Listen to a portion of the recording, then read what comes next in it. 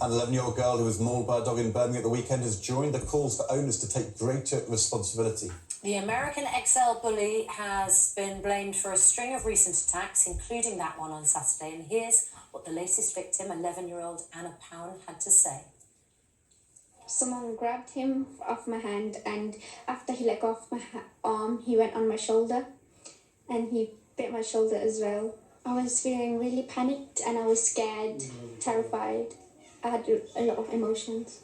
The owner should be more responsible of the dog. Well, joining us now is Robert Alleyne, who is the founder of the Canine Instructor Academy. Very good morning to you. Good morning. Anyone watching those pictures was disturbed by them. This dog seems to be completely out of control. It seemed to knock her to the ground. She was obviously injured. She then went on to tell Sky News, this is according to the Daily Mail this morning, I want him, presume the dog, to go and die. I think the dogs like that should be banned. The owner should be in prison. He never did anything. He just let the dog bite everyone. And after it attacks her, it then goes on. There's another young man who runs away but falls over. The dog attacks him. It seems to attack another person. Somebody at the petrol station gets some kind of shovel, tries to, confront it with that. It's obviously not helping any of this. It's not unreasonable, is it, for most of us? Look, someone even gets a car involved. It's not unreasonable for most of us to agree with the 11-year-old victim in this case that these dogs should be banned. Yeah, I can see why, in theory, everybody would agree with that, and I can understand why she's come to that. But the reality is, the American Pit Bull Terrier was banned in 1991, and just yesterday, I had a phone call from somebody whose American Pit Bull Terrier cross is growling at their toddler. They're still out there. There are thousands of them. It hasn't worked. This year, I saw a Dogo Argentino at a dog show. When the Dangerous Dogs Act came in, there weren't even any in the country. And yet I saw one a few months ago at a dog show. It hasn't worked. But it's a very easy answer for the government. Well, if we just add them to that list, then we appear to have been doing something. But for me, if we're going to do something, we have to do something that's really going to make a difference. And I think what we should be doing, rather than banning the breeds, which clearly doesn't, is we need to be firstly looking at the type of people who are getting these dogs. And obviously, while there are some extremely responsible people who have them, an awful lot of people get them for the wrong reasons. Well, I want a dog who will protect me. I want a dog who's an efficient guard. And so they pick this dog, but they don't put the training into it to make sure that dog has the self-control to not make the wrong choices. And as you just described, Susanna, what we saw in that video was a dog who had lost all self-control. It was just going from person to person to person and probably having a great time while it was doing it. The dog doesn't have the self-control to not make those choices. It's the person who picked it that is the problem.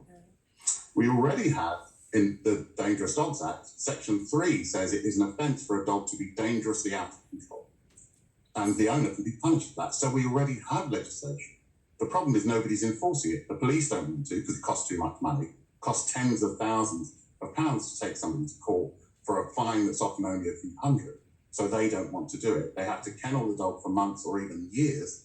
So they don't want to go down that road. But the legislation is already in place. But Robert, Section 3 of the Dangerous Dogs Act is only really going to be relevant once the dog is already out of control, because then you can then intervene. But you're saying that it's actually about whether the right people get the dogs in the first place. Are you saying that we need to have, a bit like we do with guns in our country, tight rules about who can get certain kinds of dogs? Licenses.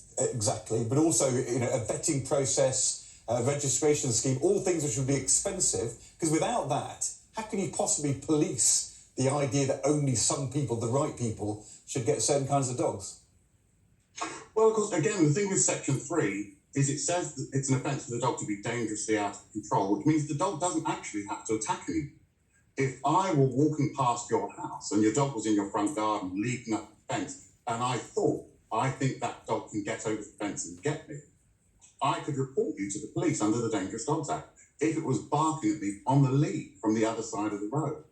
And we saw that terrible incident with poor Jack Bliss, who was killed by that dog Beast.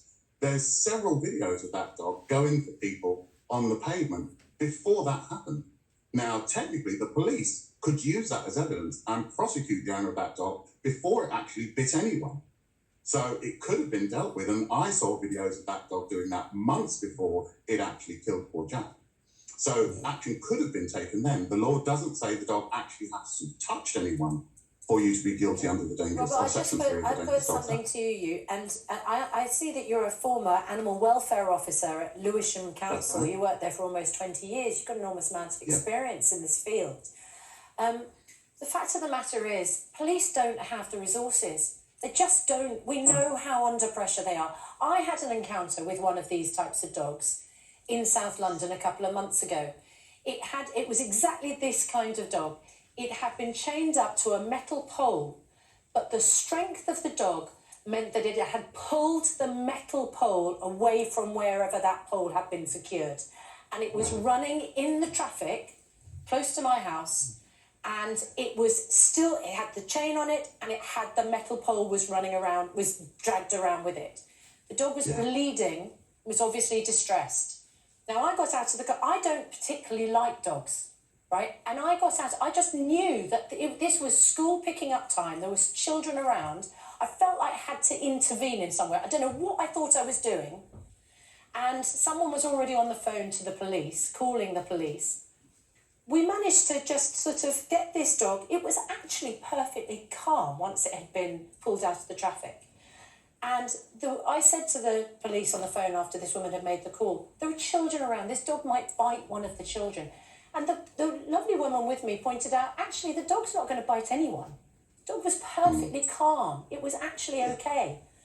But the police told her it would take an hour for them to get there. And none of us had the strength if that dog had then got out of control. So the point I'm making is, I understand what owners say about these dogs. I understand that these dogs can be calm and lovely dogs. But if you just ban the dogs, you take away the problem. Well, the thing is, Susanna, in reality, you don't. I mean, if you think about the number of large breeds that we have that are capable of killing someone, there's hundreds of them. And if we started banning them based on size, lots of breeds that we've had for decades, bull mastiffs, English mastiffs, German shepherds, they'd all be banned. So that's not the solution, just to say, well, if a dog is beyond a certain size or weight, we should ban it. And again, how would you enforce that? So that's not the solution, but we've always had big dogs that could do that. 75% of deaths in the last 2 years have been caused by XL bullies. So it's not lots and lots of different breeds, it's that breed. We have to look at the type of people who are breeding and owning them. Now, one of the main reasons they do this is for money. They know that they can sell the puppies for thousands and thousands of pounds. So you'll get indiscriminate people breeding them simply because they can make lots of money to sell them. In my ideal world, and I've talked about this often, we would put a cap on the amount of money you could charge for a puppy. Okay. Now, let's suppose, for argument's sake, we said £500 for a puppy. Those people would stop breeding overnight because there'd be no money in it. It's good to talk to you. Thank you very much indeed. I went and picked up my son